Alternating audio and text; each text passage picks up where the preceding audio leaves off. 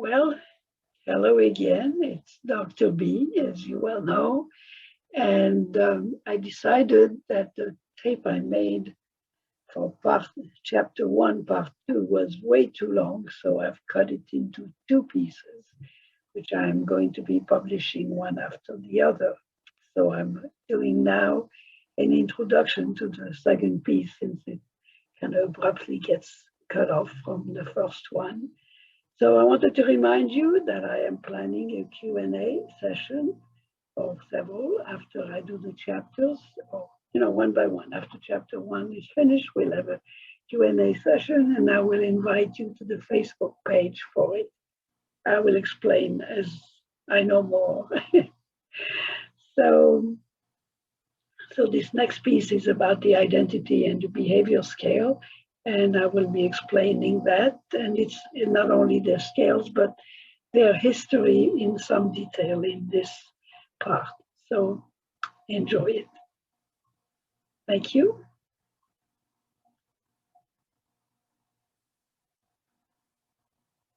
Let me tell you a little bit about the identity scale and how it came to be. So about 25 years ago, I was volunteering. No, I wasn't volunteering. I was working with teenagers in a shelter, a CPS, Child Protective Shelter. So these were teens who were in difficulty and facing great challenges and having a hard time altogether. And I really empathized with them, and also at the same time figured that they were certainly teens who didn't know who they were and where they were going.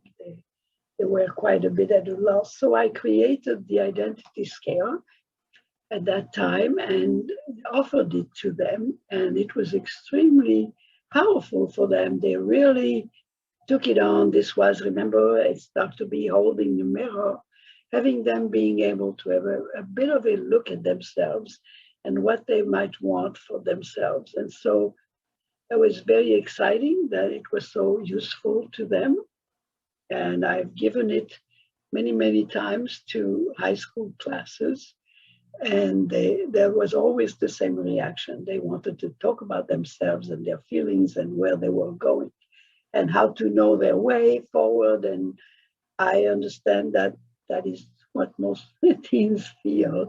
And many, many adults. As a therapist, as you know, I'm a psychologist and I was practicing for many years. People who came to me were having trouble with figuring out where they were going and trying to identify their dreams and their possibilities. And it was exciting work. And many times we used the book because, as I said before, these skills are started.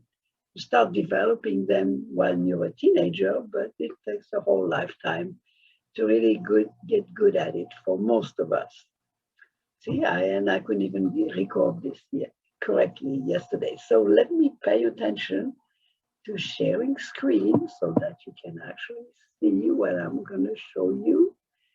And it is not there. Why? Hang on.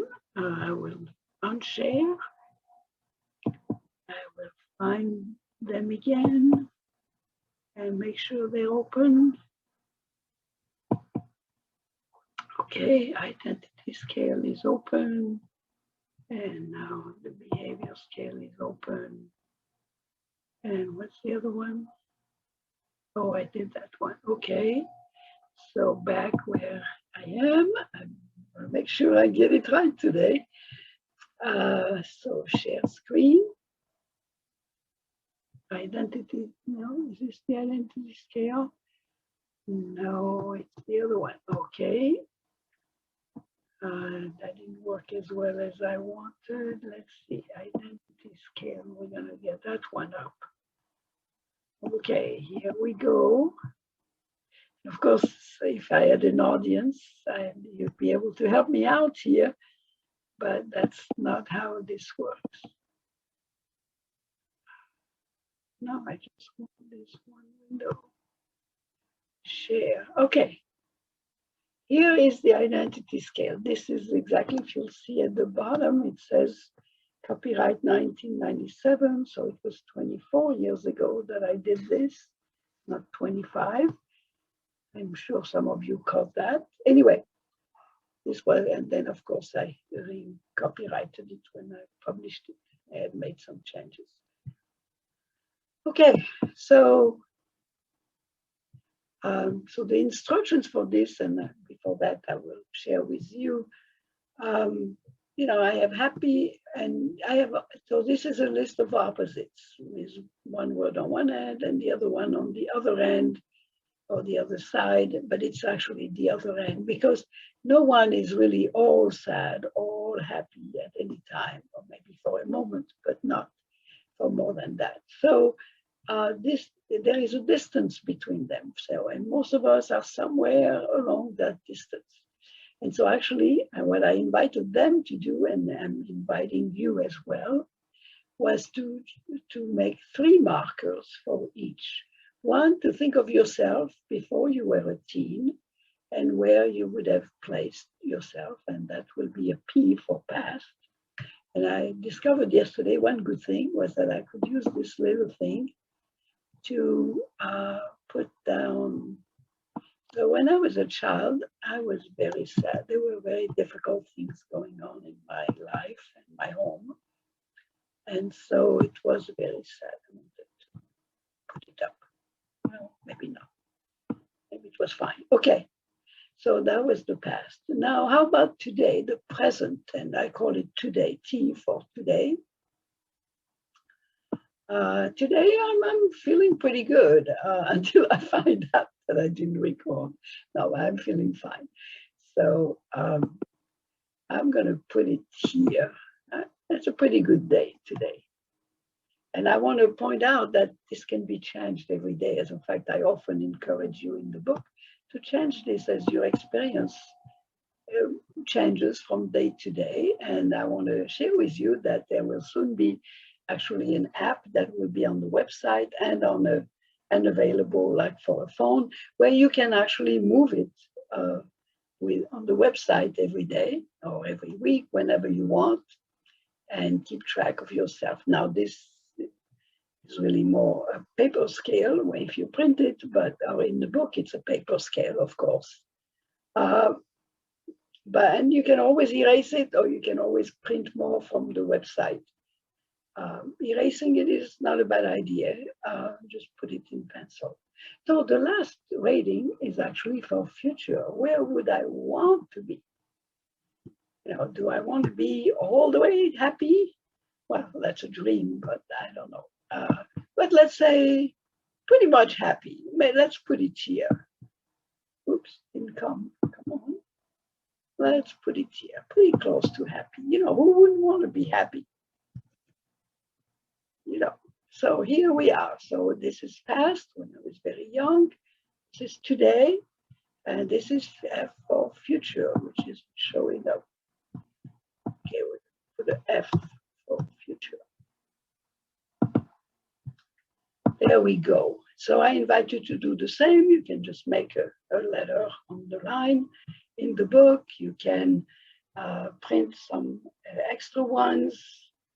If you do them in pencil, you don't have to redo them all the time. On the other hand, it's not a bad idea to look how you are feeling, you know. Are you shy, more shy than you were last week? Did something bad happen and now you're not so outgoing? You know, it's important to keep track of where you are, or at least think about where you would be. You don't actually have to put it down. Remember, this is private. You do it the way you need to do it, if at all. And if you need not to do it, that's your choice as well. Or you may want to come back to it later and say, oh, well, maybe this is useful. Maybe I would like this. But let me tell you, they did like it.